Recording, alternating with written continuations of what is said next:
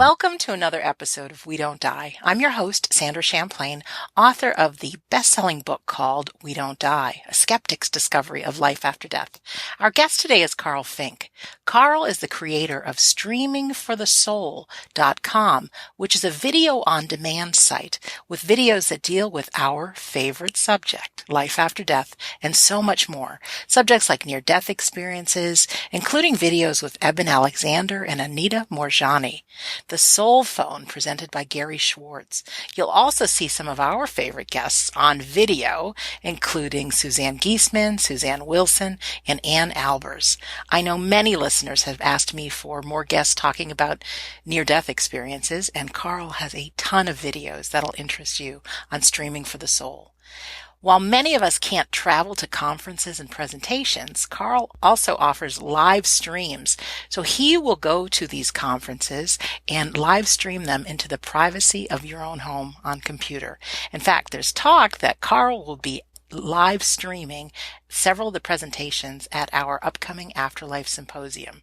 With all the work he has done and all the time he has spent filming so many of the current afterlife and living life thought leaders, I'm really excited to say, Karl Fink, welcome to We Don't Die Radio. Well, thank you, and it's really a pleasure to be here. Yeah, pleasure to talk to you. I recently signed up for Streaming for the Soul, and I am so pleased with such high quality, inspirational, like life-changing content you have. So, well, thank you. You're welcome.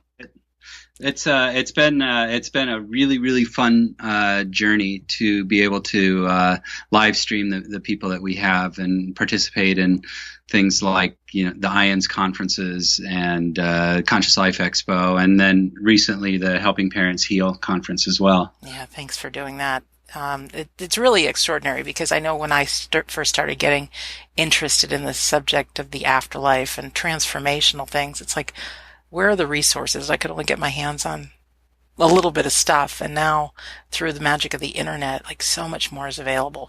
And I know when I saw the list of videos on your site, like they're all that I want. And I'm thinking, my listeners are so much like me that I really wanted to make the introduction and let them know about Streaming for the Soul. But before we talk about that, I want to find out a little bit about you and where you're from and like, what's your background that you ended up getting into this kind of a business? Well, let's see. Good luck. What led me here? I really prior to this, I was working in television. I worked in television for 14 years. And before that, I made my living as a drummer, believe it or not. Cool. Yeah, that was fun. But television, and I'm still writing. I'm a writer producer, and that's what I did in television. And I eventually got to a point with television that I wanted to move beyond the studio system and get into more independent production. And the reason for that was I was not terribly satisfied because I was doing comedy. I was doing half-hour stuff, and it didn't satisfy my soul in the way that I wanted to. I mean, I love the creativity and I love writing. I didn't like the humor level, which tended to, you sit around a table with 8 other people trying to make each other laugh, and it will devolve to, you're making jokes at the expense of somebody or just making them so stupid that you can't hardly believe it. And so I wanted to move into something else. And I started my writing by writing feature films, and that was I was doing a lot of those, and they were piling up on my bookshelf, and somebody said, if you want to get stuff produced, you might try television, which was what helped me make that step into television. So I did that for about 14 years, and then I started doing independent films, and then I semi-retired to Hawaii, which is where I met Braco. And I don't know if you're familiar with Braco. No. Braco is a Croatian healer, and you may know him. He is a gazer. And that's how he transmits healing energy to people, is just through gazing. And I met him, and I did a testimonial DVD for him. And after that, actually, it was when we were in Hawaii, he did something I thought was unusual, which is he wanted us to project him from the green room, which is just where he waited to go out on stage, onto a screen in front of the audience. And actually, he would not be out there. He would be in the green room, and we'd have a camera on him, and it would be getting projected out there. And I said to him, well, geez, Brazzo, if you're going to do that, we might as well just live stream you. And that I saw him smile a little bit and got the wheels turning in his head. And so I ended up developing the live streaming for Brazzo, and did that with him for almost 3 years. And that's really what got me into the live streaming production. And Brazzo stopped coming to the United States in October of 2013. We had one last event with him in Portland, and that was it. And I was looking at everything I'd learned and everything we had accumulated in terms of just live streaming knowledge, and also the incredible response that people and the transformation people were having. And I wanted to keep doing that. It was so positive. So I decided that a bigger tent was a good idea. We had only been doing Brazzo. And I really wanted to bring in more people and different, kinds of ideas and things like that. Just because, not everyone's for everyone, and not everything is for everyone. The people are specific. And I figured if I could figure out a way to have a lot of spokes all run into the same hub, which would be, a personal transformation for people, then that would be good. So that was kind of the birth of Streaming for the Soul. And the very first live stream I did for Streaming for the Soul was at Ions in Santa Barbara. And it was a young man that had 4 near-death experiences. His name is Prana Miller, and we have his video up on the website. And amazing, fascinating story with Prana. So that was really how I got to where I am now.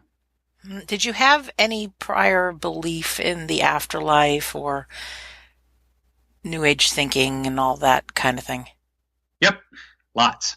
I was 21 years old when somebody handed me a copy of Jane Roberts' book, Seth Speaks. And I just absolutely devoured that. And then I jumped into Nature of Personal Reality. And then I was working in IT for Marriott at the time, and installing computer systems for their warehouse inventory management. And I never went anywhere. I was traveling all over the country, but never went anywhere without those 2 books. They were just my constant companions for 10 years. I just read them and reread them and reread them. And so while that isn't necessarily afterlife per se, it is a communication with a purely spiritual entity. Yes. And so, it was not a difficult transition for me to begin thinking and talking to people about near-death experiences in the afterlife. Wow. Do you have any favorite videos of yours that, my audience is similar to your audience, but just some real favorites? Like, I know I have always wanted to talk to Anita Moorjani. I love, love, love her book, Dying to Be Me. Mm-hmm. And I personally have seen Gary Schwartz, but I haven't had him on the show yet because everybody wants to know about the soul phone. But do you have some videos that are really, to you, ones that you could watch over and over? Yeah, anything that Suzanne Giesemann has done, I can watch over spectacular. and over. She's amazing. Yeah. We've got a couple with her. One is the Preponderance of Evidence, which was the first presentation of hers that I live streamed. We were in San Antonio at the IONS conference there when she gave that presentation, and I was just really floored by that. Just everything, who she is, the kind of person she is, and but also just the content of what she presented. So I love her. I love Mary Neal. Yes. And her story is amazing. I love Jeff Olson. Jeff has got to be one of the most beautiful people on the planet, and his story is, there's such a bittersweetness to it because there's such sadness in it, but he really had an opportunity in his life to either just be a victim or to choose joy, and he chose joy, and his story is so wonderful. So I love that one. And another one I'm really, really fond of is again from back at that first IONS conference that we did, Robert Schwartz. And I don't know if you know Robert. I do. Oh, okay. So I love Robert's presentation too, and the content of that. And his talk was on your soul plan. So, and he was basing it on that book, and that one is amazing too. And there are so many. I almost hate to choose favorites because they're all so wonderful, and I'd almost hate to leave anybody out. I know. Pop in my head. I love Evan Alexander's. One of the first time we live streamed him was up in Santa Barbara, and Karen Newell was there with him too. So they did a little bit of the acoustic. Yes. I can't think of the name, but yes, I know what you're talking about. Yeah, and then Sacred Acoustics. Sacred Acoustics, yes, and then also did and he spoke. It was probably one of the last times that he spoke as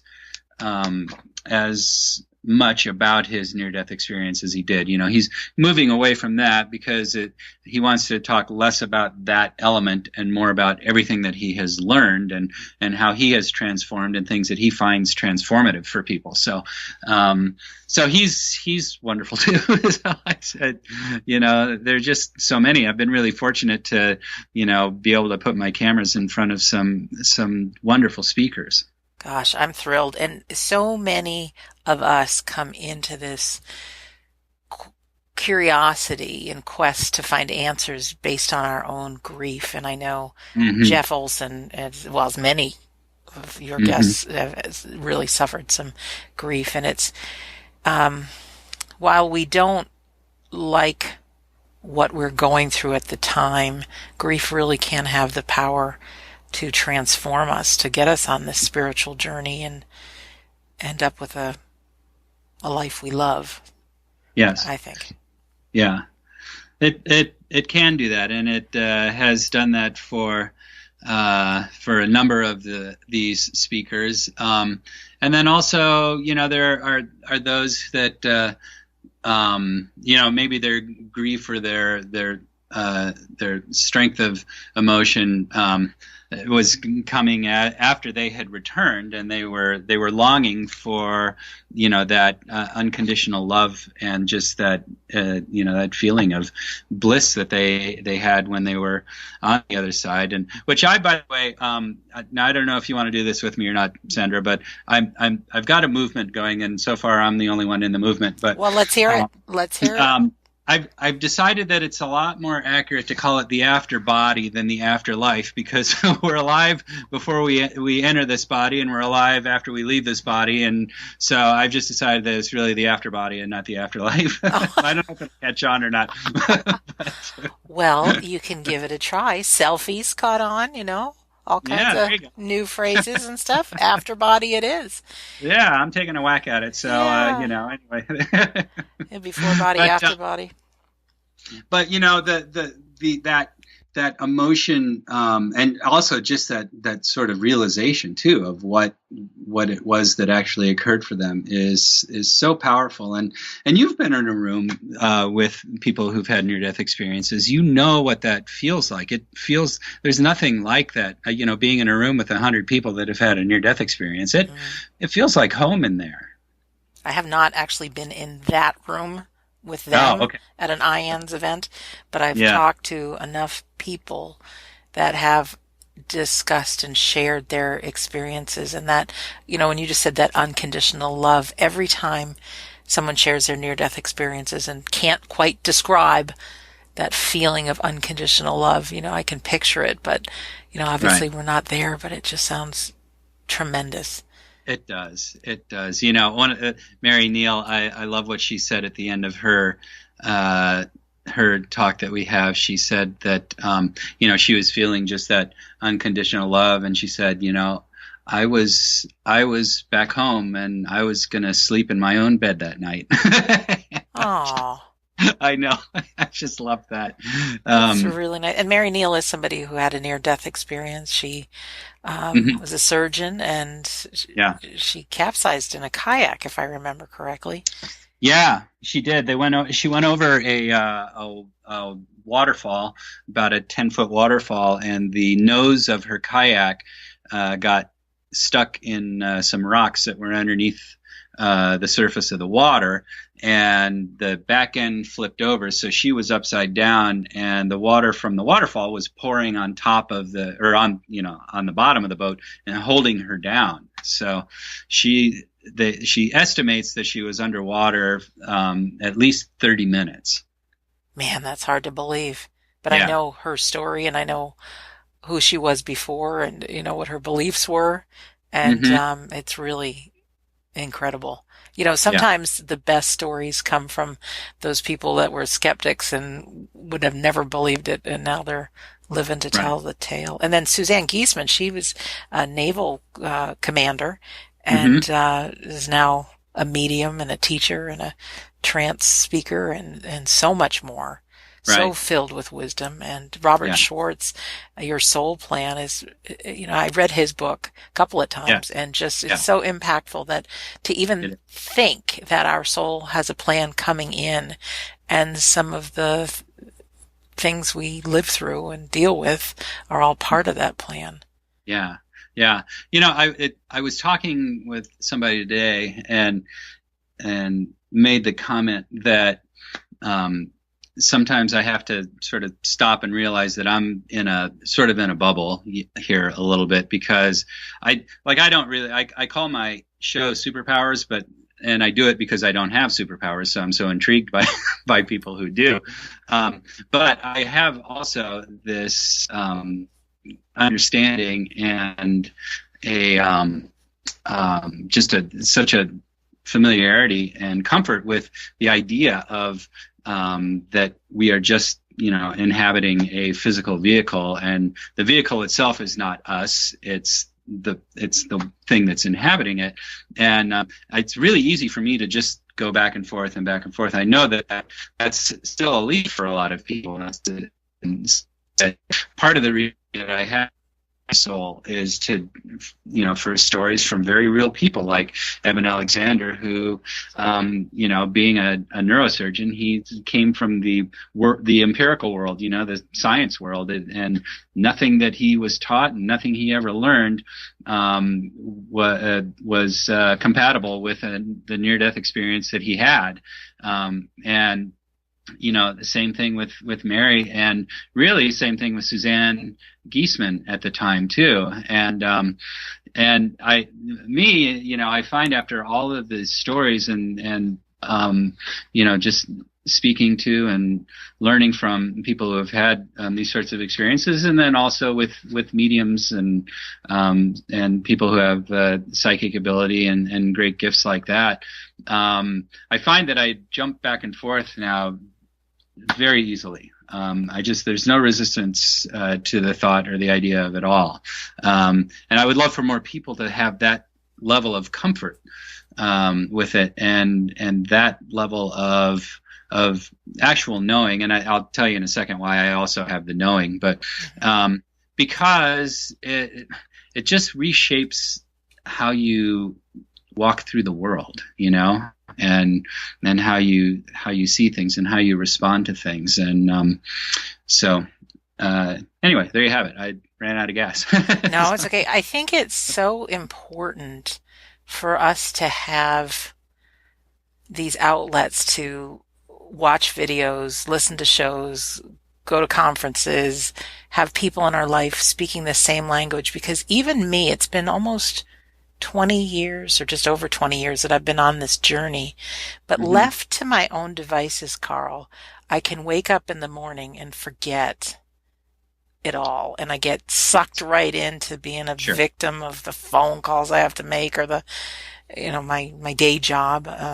I have a catering business with my mom, and there's so, like, I can get really quickly sucked into it. And like, I'm grateful that I have this vehicle, my radio show here, because I can't be stuck in that place for too long, because after a couple of minutes, it's like, oh yeah, I probably created this. What do I have to learn from it? And boom, I'm over it. Right. Yeah. Well, don't be too hard on yourself, because everybody does it. Yes. I don't care how enlightened you may have become by the end of a day. You go to bed and you wake up the next morning and you're starting all over. It's like making a mountain out of quicksand. It really nice. But I think that's the nature of being human. Because somebody asked me and maybe you can shed a little of your thoughts on this. Because I'm a firm believer that in our lifetime we're going to see a huge flip where more people will believe in the afterlife. It'll be an open conversation. And, I always talk about how the Wright brothers had the dream of building the airplane, and people thought they were crazy even after they created it. But so the question people ask me is, okay, so now the world believes in the afterlife, what's life going to look like? People won't have anything to live for. And I'm like, huh? I think, what would it be like if we as a humanity actually embraced the reality of the afterlife? What do you think? Would you mind speculating with me for a few minutes? I actually think it would be quite beautiful, because I really honestly think that the thing that drops away, or an element that drops away from that, is fear, and fear of death. And I can tell you this, that from my own experience when my dad passed in 2008, you cannot, I knew a lot then, and I had experienced many, many things then. And still there was this sadness. And I honestly think that common DNA is communicating and transmitting, back and forth to other common DNA. So when my body stopped receiving a signal from my dad, I really felt it. I felt this cloud, in my heart, and just this sadness, and I grieved. So it isn't that the physical things go away, and I can't imagine anyone in their lives being so capricious that their life didn't matter to them. Right. I think that knowing that there's an afterlife just gives you a leg up in terms of you don't carry around this overwhelming fear of the unknown then. And for me, that's a good thing. I really am very comfortable with just the whole idea of my body, one day stopping, functioning, and I just move on. It's kind of like when you get in and out of your car every day. You jump in and you go somewhere and you have adventures, and then you jump out, and sometimes you get a new car. That's right. Yeah. And so I get what you're saying, and there's a part of me too that will argue with myself about whether or not that level of not knowing and not understanding, what happens, and does fear death. If that isn't just meant to be part of a physical journey and experience, I don't know. I would probably argue against myself on that too. So, but I think that I don't know if you know, it sort of also just kind of creates this hierarchy a little bit, because if you have an understanding of the, what it's like when you return home, because that's really what I call it. I think right now we're in an alien place, but we're going to go back home, and that home is a place of unconditional love. It does sort of bring to mind the idea that, wow, what if I was using this lifetime now to physically embody that unconditional love and spread that with other people who are also here. And that becomes a real skill, and that's something worth giving some attention and focus and effort to, is how can you be here within a place where there's this certainty of a separation from God, which actually truly doesn't exist, and we see each other separate from each other, and how do you love them, and how do you do what you can to spread joy, and wake up every morning choosing love instead of fear. It's a great challenge, it really is. And I think that just challenging yourself every day. If I could just give some kind of joy, some expression of love, some extension of love to just one person, boy, I think that would be awesome. And it would transform your life. I know personally, when I take the attention off myself and I turn it on another, my Yes. life works out. Yep. That is how it works. And we tend to think that that if we give, we've given something away. And it doesn't actually work like that. When we give, especially giving love, it comes back. And it comes back in a big way. So, yeah, you're right. Turn the attention on somebody else, and, send them love in your prayer, send them, just sit there and beam love from your heart at them. When you're doing that, it's coming back to you, and yeah, you're going to have a better day. Promise. Better day, a better life. Yeah, I personally think we're never going to get over, even if it's widely accepted that the afterlife is real and we start having things like the soul phone and different ways of communicating with our loved ones. I think we all do have the ego, and we're going to wake up in the morning and think, oh, geez, another day. I've got to do this, that, and the other. But I do think we'll have the power to, get back into the driver's seat in our life a little faster, as opposed to, woe is me, the world stinks, why is this always happening to me? It's like, oh yeah, I picked coming here. What am I going to do to make the most of my time here? And, I've got this view that when we're not fearing death, we don't have to fear life. So there really is no such thing as failure. Everything is learning. And so I see a world where more people are going after their dreams, more people are lending a hand, being of service to others, and not 24/7. I don't think we're going to remember that, but I've seen plenty of people that have grieved the loss of or the physical death of a loved one, because I know we don't ever lose them, but it could be 30 years. And I know. To not have that and not be, and I know personally, as do many of the listeners, that cloud that you speak of. My dad passed in 2010, and I mean, it took a few years before that cloud got lifted. I mean, it was a very real cloud. Yes, it's a very real cloud. Yeah.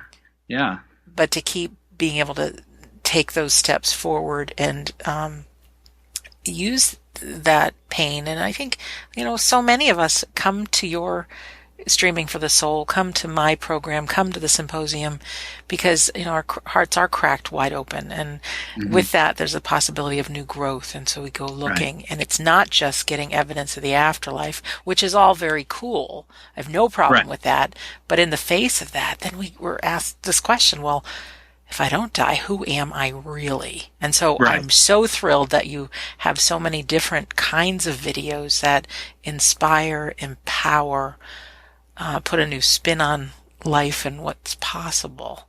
Because we each get to create our life. Yes, we do. Yeah. Well, and, honestly, that what we're doing here is just trying to remember who we really are, and we're all just, as they say, walking each other home. And that's nice. I've not heard that. Yeah. Well, and so that's, and in that, remembering who we really are, is that everything is in that. Once we remember that and we realize that we are not this physical body, we are not our jobs, we are not any of the physical things that are happening. We are just participating in that, but that's not who we are. Then we will have more people who are understanding that there is an afterlife, and and things would be very different. They really would. They really would. Well, we're going for it, aren't we? Yeah.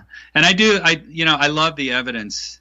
I do. I've been really fortunate. I have a couple actually fun stories for you. And one was when at my dad's memorial, I was, and you understand this, I was very sad, and I was sitting, in the church, and the pastor was speaking, and he went to sit down, and my oldest daughter was sitting next to me, and as the pastor was sitting down, she started laughing, and I looked at her. That's strange, yes. I was kind of mad, and I said, "Ruby, what is so funny?"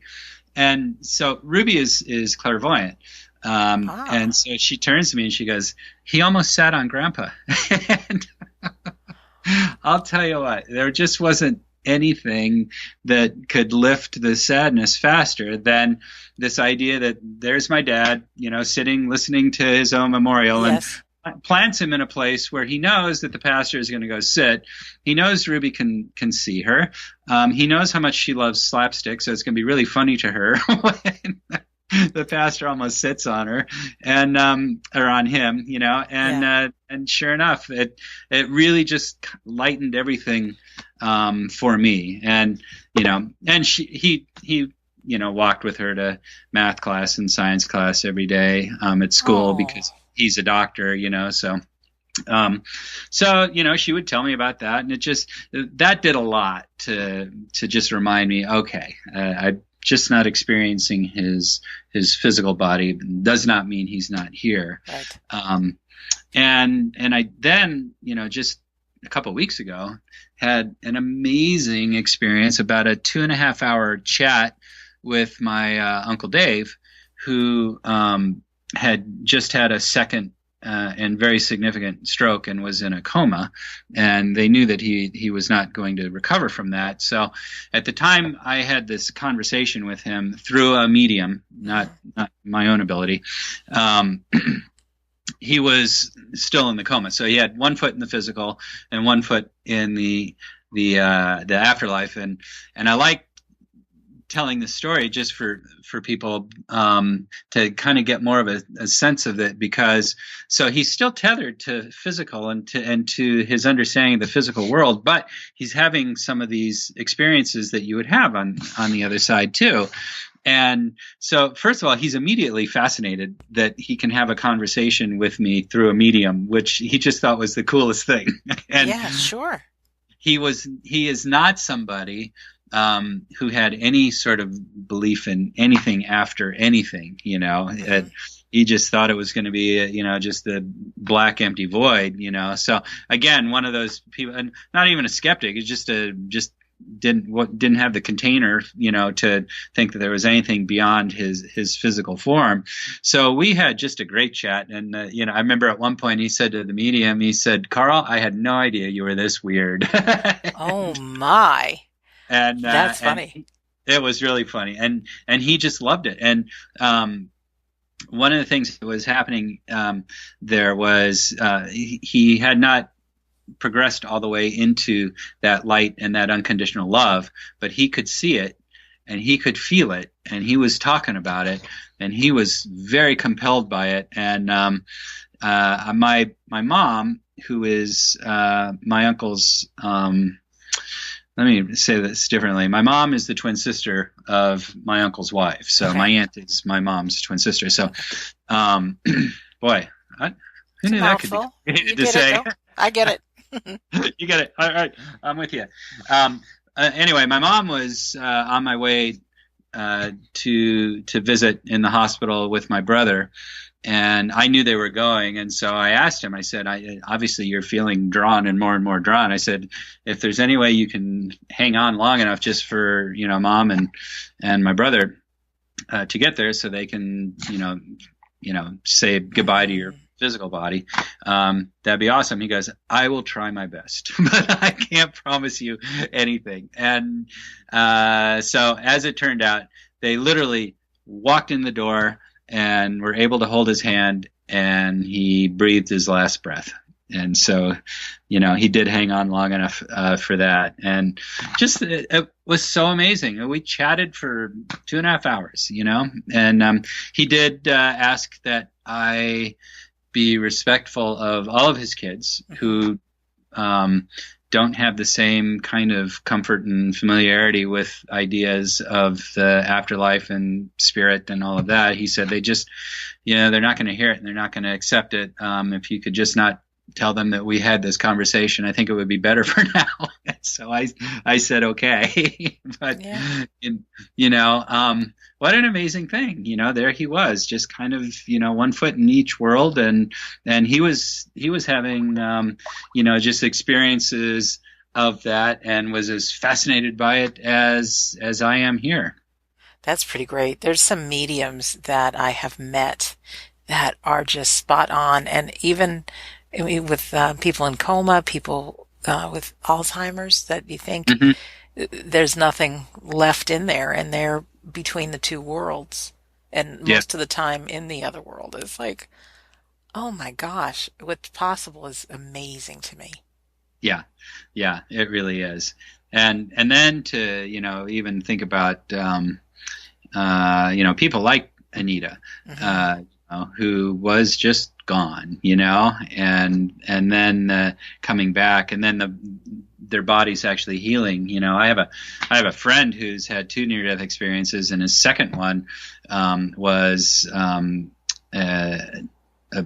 pretty traumatic for his body, and his parents actually ended up collecting him from the morgue. That's what he came back when his body was in the morgue. Oh my gosh, I've not heard of that. Yeah, and he has healed, and he is walking and moving around and doing stuff, and it's pretty remarkable, and I guess it really is true that we aren't going to go till we're ready. So I guess they kind of went, but it wasn't time, so they came back. Man, and they tell the story and they inspire so many. I want to ask you about superpowers, because that's your show. And I love the name, because I believe, if we are souls having a human experience, we should be able to dial in on some of these great things that the souls can do. And one of them, I think, is power of intention and gratitude and making things real in our life, and all that stuff. Can you talk a little bit about your show, and then maybe if would you believe in these superpowers? Is there a way that we as humans can ultimately, what I'm really asking is if you could leave me and our listeners with just your thoughts and maybe some ideas or tools that can make our day a little better, or give us a little edge on being a soul having a human experience. No pressure. Yeah. Well, as far as superpowers, yes, everybody has them. We all came to this planet with the same toolbox, and God created every single one of us exactly with the same abilities. Our choices come in what things we are deciding to access, and what things we are going to give focus to. And granted, you will talk to people who are born with a gift. I've got a good friend who's a medium who, when he was little, he was like the kid in The Sixth Sense, and he just saw dead people everywhere. And he figured everybody did, so it doesn't seem like that is a choice. That element would go back to like Robert Schwartz and Soul Plan, and the things that you're going to express through your physical incarnation, especially when you come in and it just seems like a natural gift. That everybody has it, everybody can do it, and you talk to anyone that does have those gifts, and they will tell you that, and they will assure you that is true. And I think probably, Sandra, the best example that we can use for people in the audience. And by the way, I like to ask this question too, and I always like to ask it of people who are gifted. And I think the best example for everyone is Suzanne Giesemann, because she is not a medium by being born with a gift or even having ever believed in it. She's a medium by sheer determination, and that sheer determination came when her stepdaughter Susan was struck by lightning and killed. Right. And Suzanne did not want to accept that they could not still be connected, and that was what started her journey. And she started by talking to mediums, and she got some readings, and eventually she and fairly soon after actually Susan's death, she began meditating on her own. And she was just going to do it. And if I was going to say to people, how can you open gifts for yourself?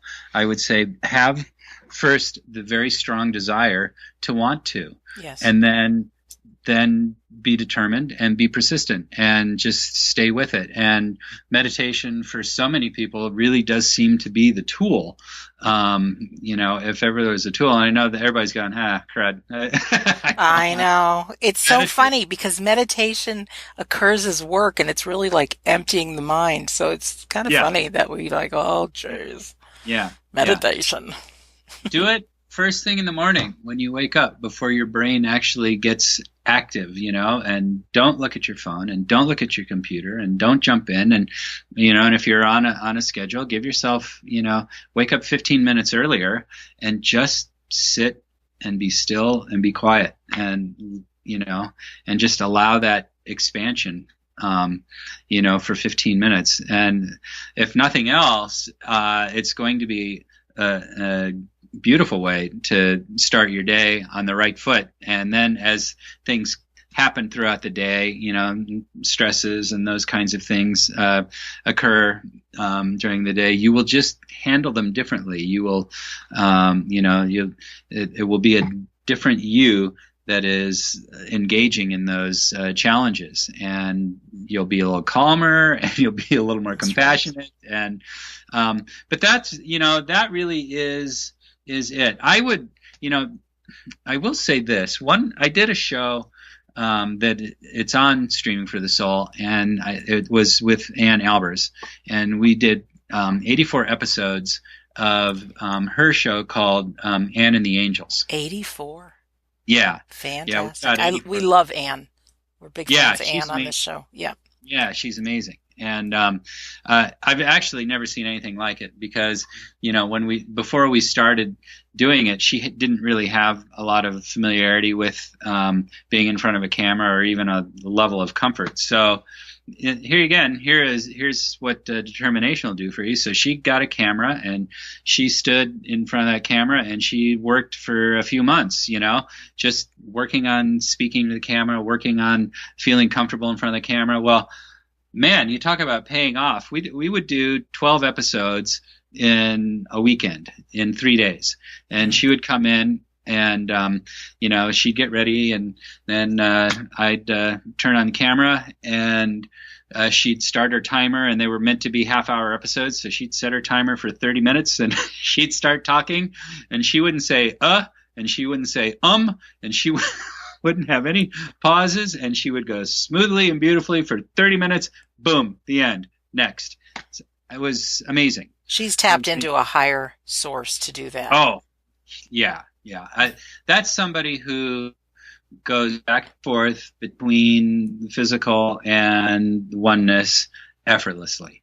And she, she had a natural gift, but she really has worked on that quite a bit, and the reason that I bring her up, though, is Ann doesn't like meditation either, and she doesn't like feeling like work. So in the Ann and the Angels shows, she gives really good, easy to access tips, exactly what you were asking for, on things that you can do to increase your own ability to access, higher realms, to increase your ability to connect with and work with your angels. And the show is called Anne and the Angels, and it's really, really well done. And I have I felt all the time that we were doing it that this was that bridge that people were looking for, that could help them get very easily from where they are to where they want to be in terms of their own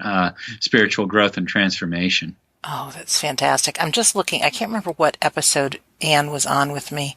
I think it was episode 220, maybe. People have to look. But why I'm bringing this up is she gave everybody's always looking for ways that they can contact their loved ones or feel their presence. And she actually guided us through how we can do that. Setting a time to be with our loved ones. And, even if you feel like you're making it up, they've got to practice and do this from the other side too, and just asking for their touch. And I thought, this is absolutely amazing. Yeah. Yeah. And what a gift she is. I'm so excited she's going to be one of the speakers at the symposium. And I just, a couple episodes ago, interviewed her and Debbie Johnstone, who are going to be on stage together on the Friday night dinner banquet, talking about the angels. And I'm so excited about that. Yeah, that'll be really fun. And I believe they are going to do a little bit of animal communication too, which is always wonderful and always awesome. And Anne is just so facile. She just moves in and out of and communicates with any consciousness. It's really oh wow, I'm so excited that you told me that Anne and the Angels are on Streaming for the Soul, because I love her, and I really personally I'm as much of a listener as I am as anyone else is, because these shows are just as much for me to help empower me in my life, and she definitely is one that I love to learn from. So I'm excited about that. So time's going by fast. So let's if we can shift gears a little bit and hear a little bit more about Streaming for the Soul, how people can access it. Maybe I'm so delighted that you and your team will be there to live stream some of the presentations at the Afterlife Symposium, because obviously everybody can't get there, even though I ask everybody to. But maybe you could talk about that, because I know it's really a resource I'd like to share with people. Yeah, well, so people can go to streamingforthesoul.com, and there's a place where you can sign up and join, become part of streamingforthesoul.com. You can just you can create a login if you want to, and just sort of browse through things and see what there is in terms of the videos, that kind of thing. We do a membership subscription, sort of like Netflix or Amazon or something, and so that you can have unlimited viewing of whatever you want. We also just do just one-off stuff. If you go there and you're browsing through things and you just see a video you'd like to watch, you can also just watch a single video. So it's that sort of a thing, and that's and again, it's just streamingforthesoul.com, and go and check it out. You have 1 month free, don't you? I think I saw that. I do. Signed up. So sign up. You get 30 days free just to browse things and see if you like it. Yeah, and it's reasonably priced. Cancel at any time. You've got all the integrity and all that. Yeah, I decided it would be good if the memberships were under $1 million, and so that's the way that we decided to go. Oh, you're funny. Funny man. So let's talk about some of these live streams. I haven't watched them all yet, but I know you had some really great live streams from helping parents heal. So I had signed up for that, and that was an additional cost, which I had no problem with. That was very reasonable. But I know I have those available to me.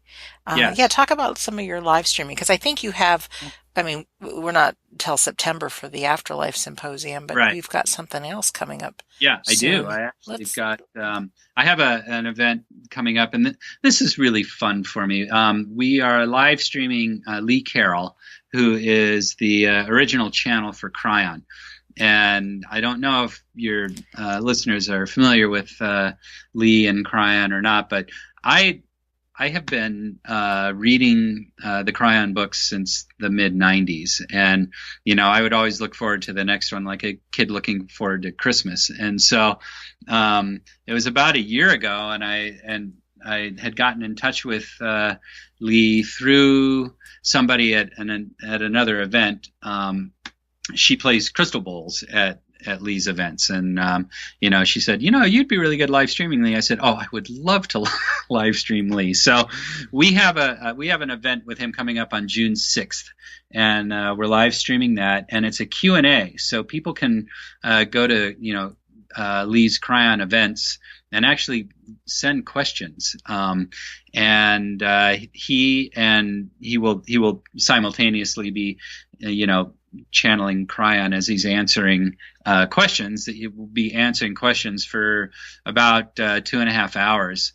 And we did this once before, and it was fabulous. And Lee, as a person and as a speaker, is just so absolutely delightful. He's just a joy to do this with, and I love that I've kind of come full circle from reading his material and being way on the outside to actually being able to do these things with him. And the other thing that we've done, and people can find these videos on Streaming for the Soul, is Lee is through his time in working in the metaphysical speaker realm, has met many people and become friends with them. So we also do a show that's about an hour and a half show, and it's just called Beginnings, and it's Lee doing a little bit what we're doing right now, Sandra, just interviewing his friends. So the first one we did was with Greg Braden, for example. fantastic. Yeah, and it's awesome, and that one is free. People can find that for free on Streaming for the Soul if they just go and click on the Kryon link. They'll go to a page that has that video, and it's just a conversation with them, but about them and who they are and what their journey was getting to where they are, right now, and how they became. And we did another one with Pregeet Harris recently too, and we've got Bruce Lipton coming up in August, and I love that. It's going to be so much fun. So, but that's June 6th with Lee doing the Q&A, and it's a blast. And if people want to get tickets for that, they can when they go to streamingforthesoul.com, there'll be a pop-up, and they can just click on the Lee Carroll image on the pop-up, and it'll take them to where they can get more information and get tickets, and that'll be fun. Oh, that's so exciting. And the speaking of Kryon, is that, I'm guessing, all great information that will help us with our current life? Absolutely. And answers about some of the big picture things. It is all that. Kryon is a non-physical entity, and he originally began working with our physical system. He's the magnetic master, and there are just magnetic frequency adjustments that happen around the planet, and he was here and is here doing that, and that part of that has been what all the transition has been, around the planet, beginning with the harmonic convergence back in 1987, and it's fun because there would always be these validations that would happen, in the early books about, Lee's an engineer, and Is he? Yeah, and he's a music engineer, and so he worked doing with like huge orchestras, recording orchestras, doing movie soundtracks and television soundtracks, and he's got an amazing ear, and he loves music, and so he had absolutely no acquaintance at all with anything metaphysical and it's so funny that he would become this channel, and then he always wanted validations for anything Kryon said, so Kryon go, well, yeah, we're adjusting the grid here and adjusting the grid there, and Lee would look, and sure enough, he'd like see a news report on how all the airports are having to change the runway headings because magnetic north was shifting, and so crazy. Yeah. Anyway, so that info was always just really fun for me to read, and very loving, and all about personal transformation, and beautiful. Oh, I love it. I hope when you're at the symposium you meet a fella named Scott Milligan. I don't know if you know of him. I don't know Scott, no. Or physical mediumship. It's like I am somebody who's, okay, if I witness this and this is possible, what else can be possible? And it's left for another conversation on physical mediumship. But the reason I'm bringing this up is I have seen him do a trance demonstration, and I almost fell out of my chair the first time because he's this happy-go-lucky, great guy, teacher. That's his personality. Wonderful, playful. Right. And in trance, there are his controls, his guides, he calls them his friends, that actually speak through him. And one of them is an older man named Eric that passed away sometime in the late 1800s. Totally different personality. And at I think it's Saturday morning, 8:30. It's going to be an hour and a half thing. He's going to be doing Q&A, and it may not be Eric that speaks, might be one of Daniel or one of the other controls. But to say my jaw dropped and hear so much wisdom, I thought, and now Scott and I are now friends, and I'm grateful he's coming to the States, but I thought people have to know about this. Yeah. And so many other things of what's possible. And books are good, listening to radio shows are good, but to be able to go to the symposium or, see your shows that have been streamed and Kryon and you'll be filming and streaming some at the symposium. It's like, this is life on the court. This is like, it's so juicy and delicious and like that. So you can tell that's what lights me up is the difference. How is it going to help us in our lives? And so, yeah. That lights me up too. And, if, like I said, there's a lot of different ways that people might have their aha moment. And that's always been my goal with Stream for the Soul, is to offer a lot of different possibilities just so that someone will see something, who knows what it might be, that just makes the light go off in their head and they go, now I get it. Yeah. And there are different strokes for different folks. I mean, there's some things that some people aren't interested in trance. Some people aren't interested in NDEs, but, talk to me about reincarnation or whatever, and that's fine. You don't have to believe everything that comes at us, but I always say, look for gold in any conversation you have with somebody or anything you watch or anything you read, anything you hear, like what value for your life can you take from it and apply it? What can give you power and direction and meaning and love and all that good stuff. Oh, well, Karl, people go to your website. Can you give it to us again? Yep, it's streamingforthesoul.com. Oh, pretty easy. Pretty easy. Yep. The more we repeat it, the more we remember it. That's how I do remember. People joke about it. It's even better. It's the soul that's in you, and not like the fish. So. Oh my goodness. That's you are. Funny.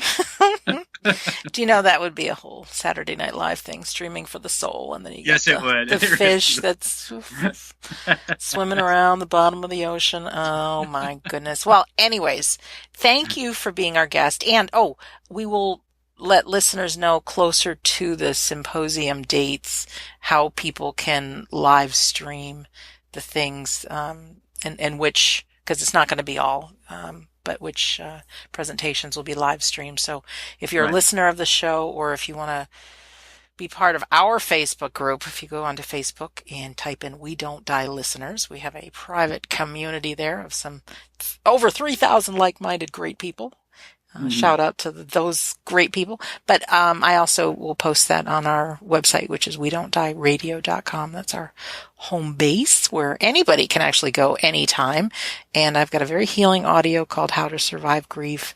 I've got, well, it says read the first few chapters of my book, but our secret, Karl, is it's the whole book. And I have a PDF called Sandra's 19 Reasons to Believe in the Afterlife. And that's after interviewing over 250 people. Man, there's some good reasons to believe. Karl, thank you for being our guest today. Oh, well, thank you so much for having me. This is really fun. I've never actually been interviewed before, so it was really, really fun for me. And I will look forward to hopefully to people live streaming with us for the Afterlife symposium in September. Yes.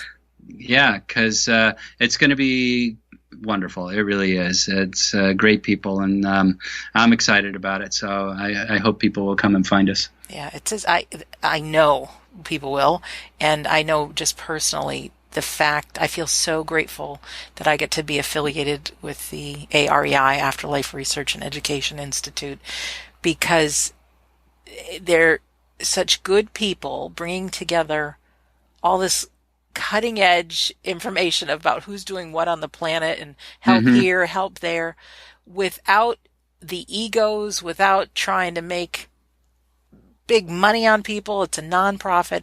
It's all about giving and sharing. And just like, I really recognize that this is, the best of the best that I get to be part of, that's really out to impact humanity. So I can't wait to see you in person, give you a big hug in person, and and have some laughs with you in person. I can tell that we're going to do that. I think we will. Yes. And for our listener, thank you for being listening today. I'm getting tongue-tied a little. Once again, you can go to streamingforthesoul.com and check out just so many awesome videos and the live streams of not just the symposium coming up, but as Karl said, the Q&A with Lee Carroll is happening on June 6th, or if you tune in after June 6th, it's a good possibility it'll be there and you can get it as well as so many others. And again, you hear me talk about the Afterlife Symposium. There is currently 33 speakers all talking on the subjects of the afterlife, help through grief, living a great life, afterlife communication, cutting edge information. Go to afterlifesymposium.org to find out more. Now, last year it did sell out, and I know we have months and months and months to go as we're recording this end of May, but if it's something that interests you, just say yes and do it. So in closing, my name is Sandra Champlain, and I am delighted that I get to be your host on We Don't Die Radio.